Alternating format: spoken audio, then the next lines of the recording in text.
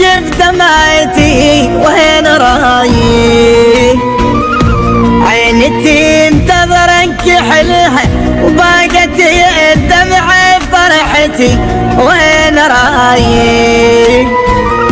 يا عشيق ذيك السنين وين رايح عني؟ وين ترست الصفلات عيني شيبت حتى حلقتي وين رايح؟